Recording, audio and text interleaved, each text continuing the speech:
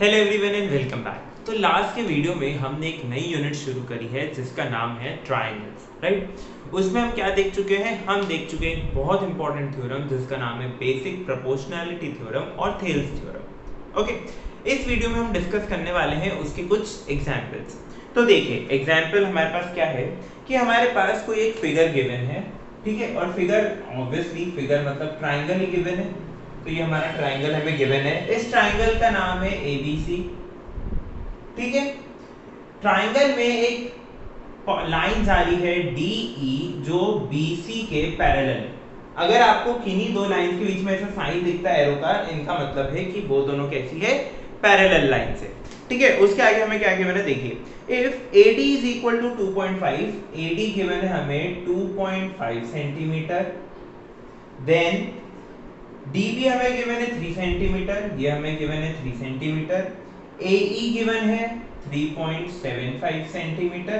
हमें फाइंड करना है AC, ठीक है, हमें क्या फाइंड करना है? AC फाइंड करना है। तो देखिए इस क्वेश्चन को हम कैसे करेंगे। इस क्वेश्चन को सबसे पहले आप क्या करेंगे, आप बेसिक प्रोपोर्शनैलिटी थ्योरम से क्या बोल सकते हैं कि अगर कोई दो लाइंस पैरेलल हैं, अगर कोई दो लाइंस पैरेलल हैं तो वो ट्रायंगल की साइड्स को इक्वल रेशियो में डिवाइड करती है, right. Same proportional, equal ratio नहीं बोलना चाहिए, सेम प्रोपोर्शन में डिवाइड करती है।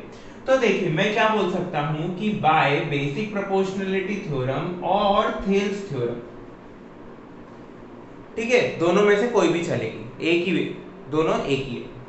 So we know that AD upon DB is equal to AE upon EC,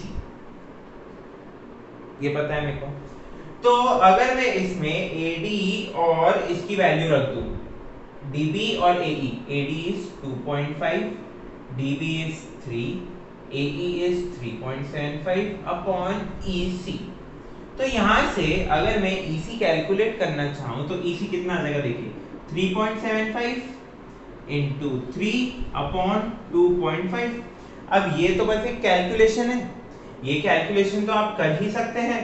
तो जब आप ये कैलकुलेशन करेंगे तब आपके पास इसका आंसर आता है 9/2 which is equal to 4.5 centimetre, ठीक है। तो चलिए EC की वैल्यू तो आ गई 4.5 सेंटीमीटर। फाइंड क्या करना है? फाइंड तो AC करना है, फाइंड तो AC करना है ना। तो हमें यहाँ क्या दिख रहा है, AC is equal to AE plus EC। AE कितना है 3.75, EC कितना है 4.5। अब इसका आप एडिशन कर देंगे, इसका एडिशन आपका आ रहा है 8.25। था ना सिंपल क्वेश्चन? कुछ करना था? कुछ भी नहीं करना था, डायरेक्ट आपको क्या करना था, डायरेक्ट आपको थेल्स थ्योरम अप्लाई करनी थी। आप थेल्स थ्योरम अप्लाई करो या आप ऐसा लिखो कि बाय बेसिक प्रोपोर्शनैलिटी थ्योरम, एक ही बात है, दोनों में से आप कोई सा भी स्टेटमेंट लिखो, ठीक है। अब क्या करते हैं, अब हम नेक्स्ट क्वेश्चन देखते हैं। नेक्स्ट क्वेश्चन देखिए, थोड़ा सा ऐसा ही क्वेश्चन है, कोई ज्यादा चेंज नहीं है, बस थोड़ा सा अंतर आ जाता है। क्या आता है देखिए, एक हमें फिगर गिवन है, फिगर क्या है हमारा, वापस यही सेम फिगर है, ठीक है, पर मैं वापस बना देता हूं ABC, ठीक है। यहां पर हमें वापस वही D और E गिवन है, DE parallel to BC given है। हमें क्या गिवन है, हमें AD गिवन है 4x माइनस 3, फिर AE गिवन है 8x माइनस 7, CE गिवन है 5x माइनस 3 और BD गिवन है 3x माइनस 1। उनने हमसे क्या पूछा है? उनने हमसे पूछा है कि find the value of x। आपको x की वैल्यू फाइंड करनी है। तो आप वापस क्या करेंगे? कुछ भी नहीं करना है, बहुत सिंपल है, बेसिक प्रोपोर्शनैलिटी थ्योरम अप्लाई करी, this by this is equal to this by this. देखिए मैं थोड़ा सा लिख देता हूं, 4x minus 3 upon 3x minus 1 is equal to 8x minus 7 upon 5x minus 3, ये लिखेंगे आप। इसके बाद आप क्या करेंगे? क्रॉस मल्टीप्लिकेशन करेंगे। क्रॉस मल्टीप्लिकेशन करने के बाद आपके पास फाइनल जब आप सॉल्व कर देंगे उसको प्लस माइनस सब कुछ करके, तब आपके पास एक क्वाड्रेटिक इक्वेशन आएगी। अब क्वाड्रेटिक इक्वेशन को सॉल्व करना तो हमें आता ही है, तो क्वाड्रेटिक इक्वेशन आएगी यानी हमारे पास x की दो वैल्यूज आएगी। अब x की दो वैल्यूज में से हमें कौन सी वैल्यू लेनी है, ठीक है। तो अगर देखिए x क्या है, x कोई ना कोई लेंथ होगी, राइट, x कोई ना कोई लेंथ होगी, तो x की आपको ऐसी वैल्यू लेनी है जो पॉजिटिव हो। क्या लेनी है? जो पॉजिटिव हो, है ना। हो सकता है कि x की वैल्यू आपको 0 मिले, हो सकता है ना, एक वैल्यू हो सकता है 0 मिले, और एक वैल्यू हो सकता है 2 मिले, एक वैल्यू हो सकता है 1/2 मिले, 1/4 मिले, -1/, कोई सी भी वैल्यू आपको मिल सकती है।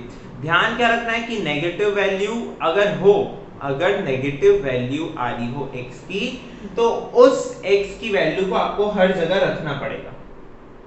अगर x की नेगेटिव वैल्यू आ रही है तो आप उसको हर जगह रख के देखेंगे कि क्या इनमें से कोई नेगेटिव तो नहीं बन रहा है। अगर इनमें से कोई भी नेगेटिव बन रहा होगा तो वो पार्ट वहीं कैंसिल हो जाएगा, और अगर सब पॉजिटिव होंगे तो बात खत्म हो जाएगी, ठीक है। और पॉजिटिव के लिए भी आपको चेक करना चाहिए, ज्यादा बेटर ऑप्शन है कि आप उसे चेक करें, ठीक है। तो इसके साथ हम बढ़ते हैं अगले क्वेश्चन पर। चलिए अगला क्वेश्चन हमारे पास क्या है, ये हमारे पास फिगर गिवन है। इस फिगर में हमें क्या गिवन है कि DE पैरेलल है AC के और DF पैरेलल है AE के, ठीक है।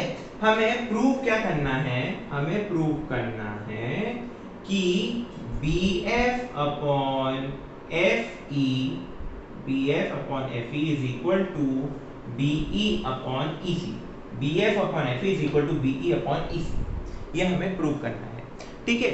बहुत ही इजी होते हैं जब आप बेसिक प्रोपोर्शनलिटी के क्वेश्चन करते हैं, ठीक है, बहुत इजी होते हैं। तो आप क्या करेंगे, देखिए सबसे पहले मैंने क्या करा, ट्राइंगल ABC, ठीक है, ये ट्राइंगल का साइन है, जहां पर भी आपको ऐसा साइन मिले वो ट्राइंगल का साइन है, ठीक है। जहां पर ऐसा साइन मिले वो पैरेलल लाइंस का साइन है। जब आप पैरेलल लाइंस को रिटर्न में लिखते हैं तो ऐसे लिखते हैं, लेकिन जब डायग्राम में बनाते हैं तो आप ऐसे एरो बनाते हैं उस पे, ठीक है। ऐसे आगे और भी बहुत सारे नोटेशंस आएंगे, जैसे कि क्या, जब मैंने बताया था कि सिमिलैरिटी का ये साइन है, ये कॉन्ग्रुएंसी का साइन है, ऐसे करते करते आपके पास बहुत सारे आएंगे, ठीक है। तो मैं क्या बोल रहा हूँ, हमने सबसे पहले लिया कि ट्राइंगल ABC में ABC, ठीक है, ABC में हमारे पास क्या गिवन है कि AC और DE पैरेलल है, AC और DE पैरेलल है, तो बाय BPT आपको पूरा लिखना है, बेसिक प्रोपोर्शनलिटी थ्योरम या फिर थेल्स थ्योरम, जो आप लिखना चाहें। मैं क्या बोल सकता हूं कि BD अपॉन DA, देखिए क्या लेनी है आपको, DE लेनी है, तो BE अपॉन EC, किसको लिया मैंने सबसे पहले, DE और AC को, ठीक है। अब मैं बोल रहा हूं कि इन ट्राइंगल ABE में, ये तो मेरी हो गई इक्वेशन 1। अब वापस ABE में हम वापस BPT लगाएंगे, ठीक है, तो by BPT basic proportionality theorem और थेल्स थ्योरम। अब देखिए हमें क्या गिवन है कि DF और AE पैरेलल है, तो वापस वही BD upon DA is equal to BF upon FE, कैसे हुआ ये, देखिए बेसिक प्रोपोर्शनलिटी थ्योरम क्या बोलता है कि अगर आप ट्राइंगल की एक साइड से पैरेलल कोई एक लाइन बनाते हैं और वो लाइन अदर टू साइड्स को इंटरसेक्ट करती है अलग अलग पॉइंट्स पर, तो जो अलग दोनों साइड्स हैं वो सेम प्रोपोर्शन में डिवाइड होती है, ठीक है। तो वही मैंने यूज किया है कि BD upon DA is equal to BF upon FE, फिर BD upon DA is equal to BE upon EC। तो 1 और 2 से मैं क्या बोल सकता हूं, by 1 and 2 BE upon EC is equal to BF upon FE। ऐसा मैं क्यों बोल सकता हूं, क्योंकि दोनों किसके इक्वल है, BD अपॉन DA के इक्वल है। अगर कोई एक चीज दूसरी चीज के इक्वल है और दूसरी चीज किसी तीसरी चीज के इक्वल है, तो पहली और तीसरी भी इक्वल होती है, राइट। तो वही हमने यहाँ पर कॉन्सेप्ट यूज किया है, तो उस हिसाब से हमारा क्या होता है, प्रूफ खत्म हो गया। ठीक है। तो बेसिक प्रोपोर्शनलिटी थ्योरम आपने क्वेश्चन देखे कितने सिंपल है, ना कोई ज्यादा आपको इधर उधर करना है, आपको सिर्फ ट्राइंगल पता होना चाहिए कि कौन सा ट्राइंगल आप कंसीडर कर रहे हैं और उसमें कौन सी साइड के पैरेलल कौन सी लाइन है, ताकि आप रेशो ध्यान से लिख सकें। ठीक है, तो इसी के साथ बीपीटी बेसिक प्रोपोर्शनलिटी थ्योरम और थेल्स थ्योरम के क्वेश्चंस यहीं खत्म होते हैं। ठीक है, और क्वेश्चंस आपको नोट्स में मिलेंगे, ये क्वेश्चन भी नोट्स में सॉल्व नहीं है, नोट्स में ये अनसॉल्व में है। ठीक है, तो नोट्स को देखिए और ट्राई करिए। तब तक के लिए thank you for watching and keep supporting.